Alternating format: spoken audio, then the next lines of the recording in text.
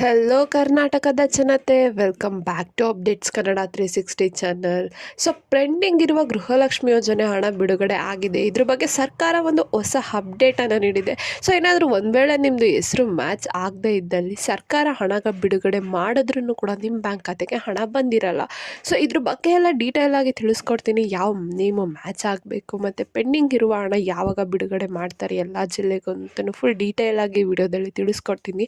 So ಬನ್ನಿ, ವಿಡಿಯೋನ start ಮಾಡೋಕ್ಕಿಂತ ಮುಂಚೆ ನೀವೇನಾದರೂ ನಮ್ಮ ಚಾನಲ್ಗೆ ಸಬ್ಸ್ಕ್ರೈಬ್ ಮಾಡ್ಕೊಂಡಿಲ್ಲ ಅಂದರೆ ದಯವಿಟ್ಟು ಚಾನಲ್ಗೆ ಸಬ್ಸ್ಕ್ರೈಬ್ನ ಮಾಡ್ಕೊಳ್ಳಿ. ಹಾಗೆ ವಿಡಿಯೋನ ಆದಷ್ಟು ಫಲಾನುಭವಿಗಳಿಗೆ ಶೇರ್ ಮಾಡಿ ಈ ವಿಡಿಯೋಗೆ 100 ಲೈಕ್ಸ್ನ ಪಡ್ಕೊಳಕ್ಕೆ ಹೆಲ್ಪ್ ಮಾಡಿ ಅಂತ ಕೇಳ್ತಾ ವಿಡಿಯೋಗೆ ಲೈಕ್ ಕೊಟ್ಬಿಟ್ಟು ವಿಡಿಯೋನ ನೋಡಿ. ಸೊ ಇಲ್ಲಿವರೆಗೂ 8 ಕಂತಿನ ಅಂದರೆ 16,000 ರೂಪಾಯಿಗಳು ಪ್ರತಿ ತಿಂಗಳು 2,000 ರೂಪಾಯಿಂದ ಮಹಿಳೆಯರ ಖಾತೆಗೆ ಜಮಾ ಆಗಿದೆ. ಸೊ ಇದೀಗ ಲೋಕಸಭಾ ಎಲೆಕ್ಷನ್ ಬರ್ತಿರುವ ಹಿನ್ನೆಲೆಯಲ್ಲೇ ಪೆಂಡಿಂಗ್ ಇರುವ ಹಣನೂ ಕೂಡ ಸರ್ಕಾರದವರು ಬಿಡುಗಡೆ ಮಾಡಿದ್ದಾರೆ. ಸೊ ನಿಮಗೂ ಕೂಡ ಪೆಂಡಿಂಗ್ ಹಣ ಬರಬೇಕು ಅಂದರೆ ಇಷ್ಟು ಸಮಸ್ಯೆಗಳಿದ್ದರೆ ನೀವು ಪರಿಹರಿಸ್ಕೋಬೇಕು.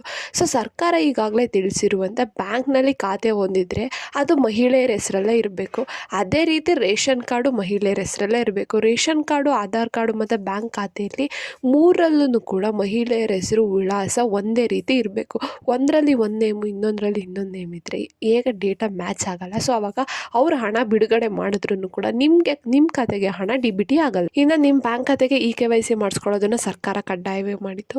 ಸೊ ಏನಕ್ಕೆ KYC NPCIನವರು ಕಡ್ಡಾಯ ಮಾಡಿದ್ರು ಅಂದರೆ ನಿಮ್ಮ ಡೇಟಾನ ಸರ್ಕಾರದ ಡೇಟಾಬೇಸ್ ಜೊತೆ ಲಿಂಕ್ ಮಾಡ್ಸೋಕ್ಕೋಸ್ಕರ ಇದನ್ನು ಕಡ್ಡಾಯ ಮಾಡಿದರು.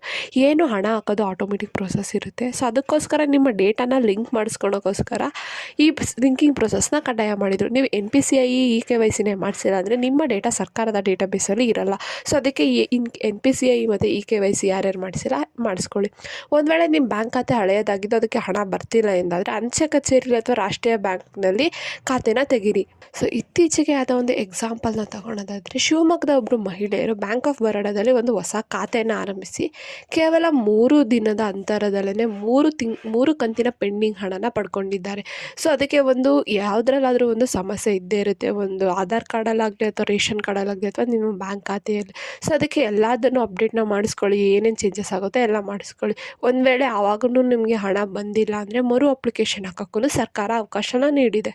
ಎಲ್ಲ ಸರಿ ದಾಖಲೆಯನ್ನು ತಗೊಂಡು ಮತ್ತೆ ಮರು ಅಪ್ಲಿಕೇಶನ್ನ ಹಾಕ್ಬೋದು. ತಾಂತ್ರಿಕ ದೋಷದಿಂದಾಗಿ ಹಾಗೂ ಮಹಿಳೆಯರ ಖಾತೆಯಲ್ಲಿರುವ ಸಮಸ್ಯೆಯಿಂದಾಗಿ ಪೆಂಡಿಂಗ್ ಇರುವ ಹಣ ಅವರಿಗೆ ಜಮಾ ಆಗ್ತಿರಲಿಲ್ಲ.